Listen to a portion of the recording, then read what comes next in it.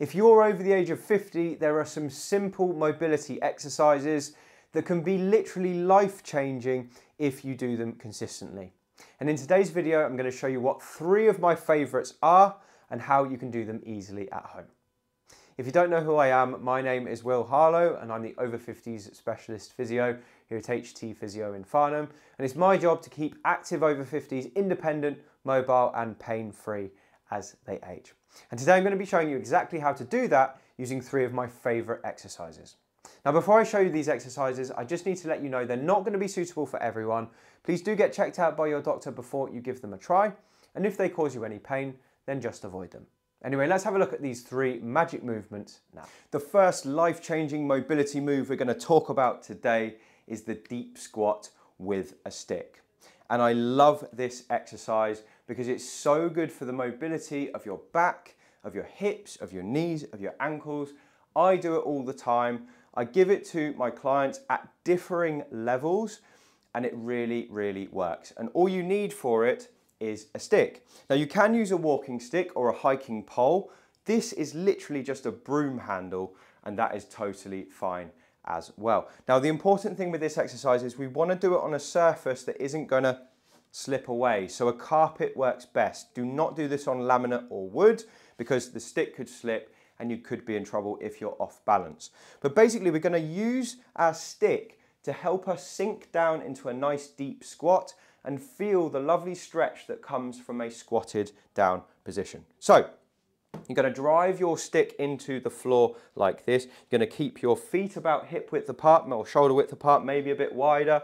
And then you're going to sink down into the squat, holding onto the stick, walking your hands down and going down as deep as you can into that squatted position until you can feel a stretch, and your stretch will be in whatever area feels tightest. So I can feel a bit in my ankle and some in my adductor here on the inside of my hip, and that's just because those are the areas that are recovering from my last workout. Now once you've done 5 or 10 seconds there, you're going to come back up and then you repeat again. So down as far as you can, keeping that stick pushed into the floor and sinking into the squat like that. Now you might be looking at this thinking, well Will, I can't do that, I can't get all the way down there, and that's absolutely fine. You don't need to go that far down to make it effective.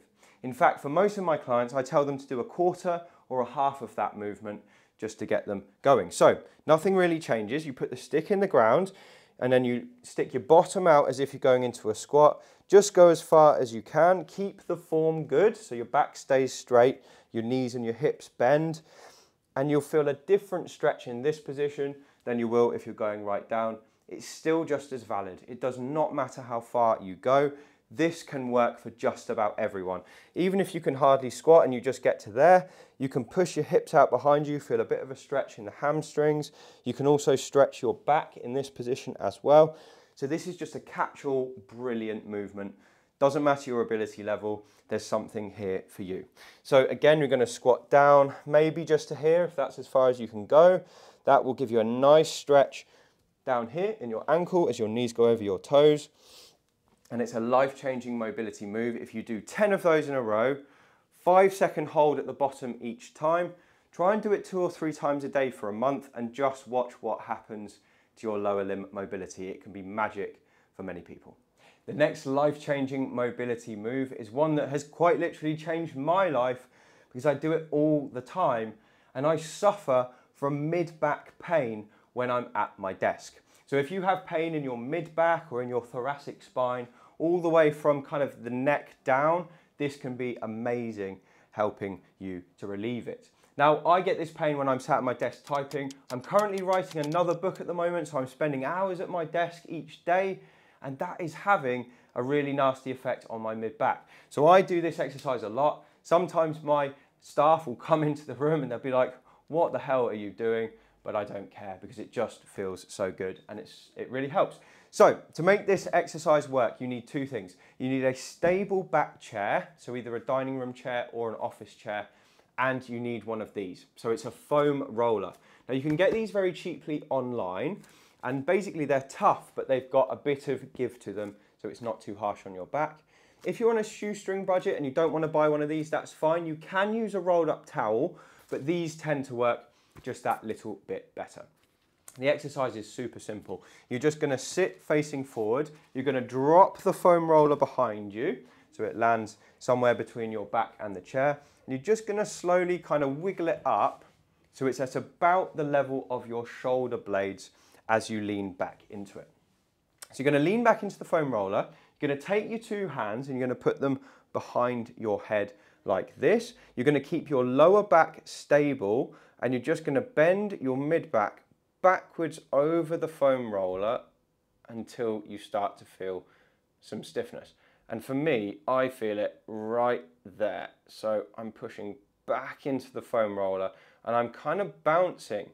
Don't know if you can see this kind of repetitive forward and back movement, but I'm using the foam roller to mobilize my mid-back. So I'm pushing back and just gently bouncing into that stiffness, keeping my head supported in my hands. And the beauty of having your hands behind your head is if you've got neck pain, it doesn't matter, it will take it away. It won't stress your neck. But if you do it without your hands, you can tip a bit too far and it can strain the neck. So that's why I like to have my hands cradling my head and then lean back over it and bounce. Now, if you don't feel much stiffness there, you can go a little bit further down. So drop the foam roller down an inch, maybe two. Keep it where it is. Hold your hands behind your head and then lean back over it without letting your lower back give. And there's a different layer of stiffness there. You can feel slightly different sensation, but the movement is essentially the same. And you're going to repeat that kind of rhythmical forward and back movement, maybe 30 seconds in a row, maybe a minute. Come back to it a few times a day. If you're a desk worker, by the way, this will make a huge difference to your neck, to your shoulders, to your mid-back. Everything will feel better as a result if you do this little and often regularly throughout the day. So that's a life-changing mobility move, especially for desk workers.